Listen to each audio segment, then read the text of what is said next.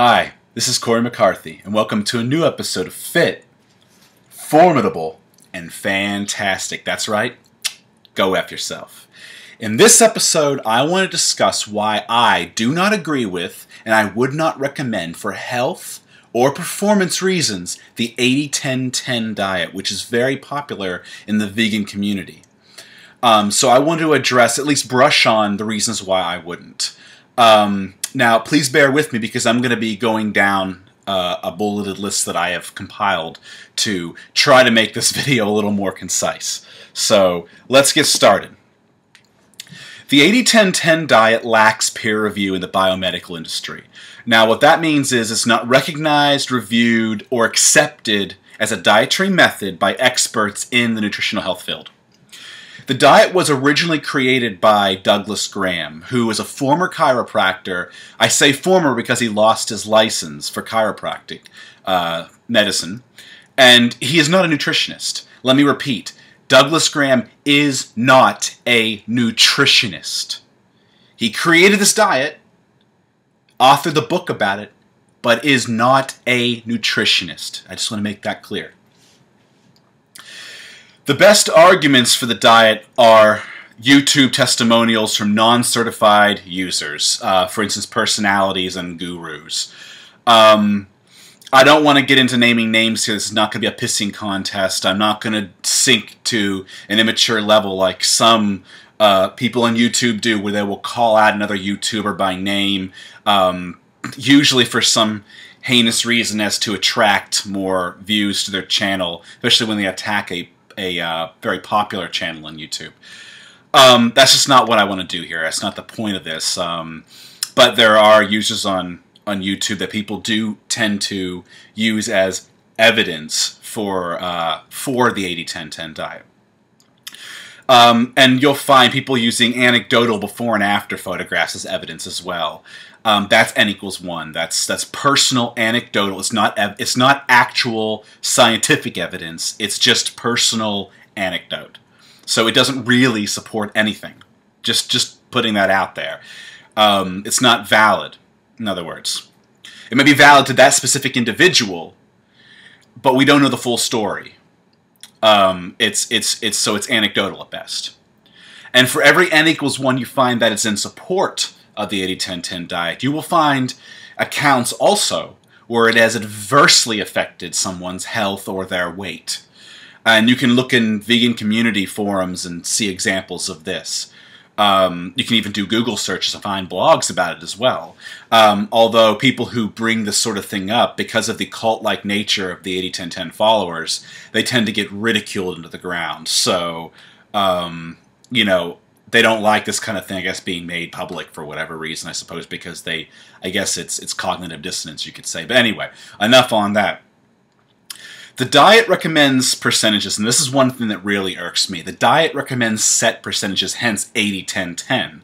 80% carbohydrates, 10% protein, 10% fat, without giving a specific caloric guideline. Now, that's incredibly vague and is not in keeping with current nutritional standards.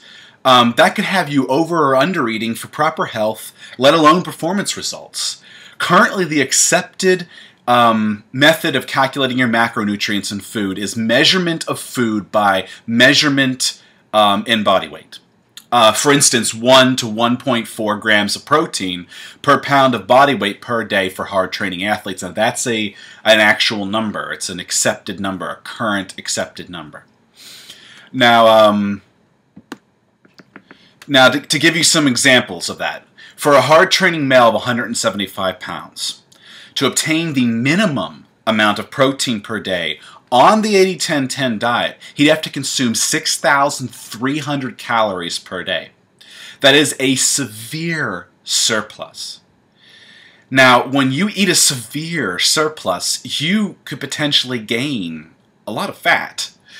You know, that's a severe surplus. That's a top-end surplus for an Olympic athlete who sometimes can eat up to 8,000 calories a day. And I can assure you, the average hard training male trying to build some muscle in the gym ain't working like an Olympic athlete. Doesn't need 6,300 calories. but would to get the minimum protein requirements as accepted in sports nutrition.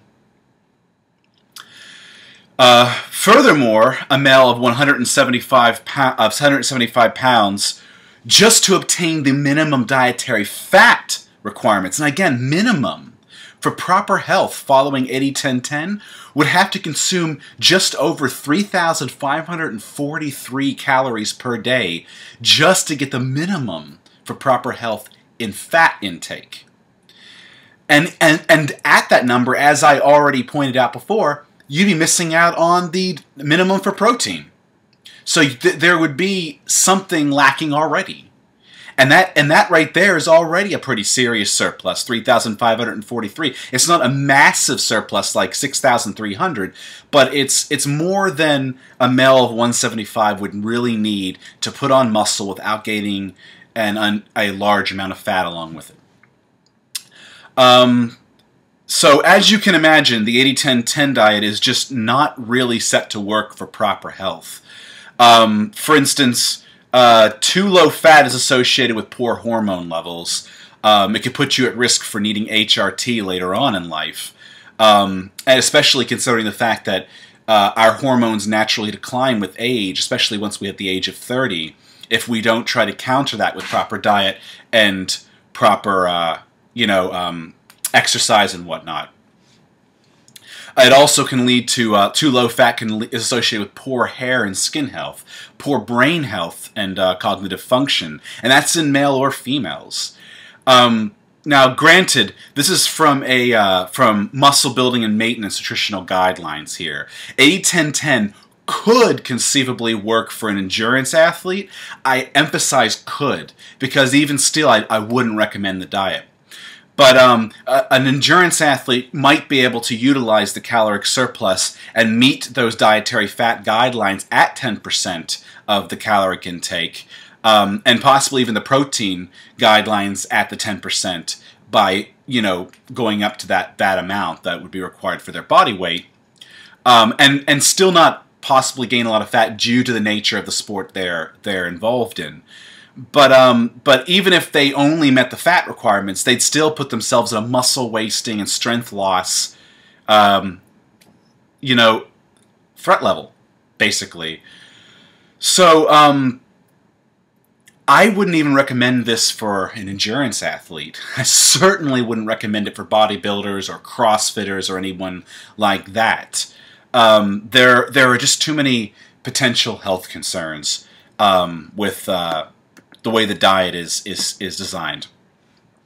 And I want to touch on something else too. Due to the extreme intake of fruit that's advocated by the users of this diet, there's also a good worry about insulin resistance. Fructose is quite adept at creating an insulin-resistant environment. It's actually so much so that in laboratories, fructose is actually used to induce insulin resistance for research. And insulin resistance can lead to problems like diabetes and autoimmune disorders. So if you're an average person who's following 80-10-10 and taking in incredibly high calories, defying nutritional science, yet you're experiencing dramatic weight loss, I would strongly consider that you get your blood work profiled immediately. Get it profiled immediately. Because you can look good on the outside and be suffering slowly and silently on the inside. Basically, at what cost beauty is what I have to say. I mean, for instance, take people who look great, who are very muscular, for instance, who use a lot of steroids. What are they doing to their organs? They may look great on the outside, but what's happening on the inside? Same thing with the bad dietary concept. It may look great on the outside, but what is happening on the inside?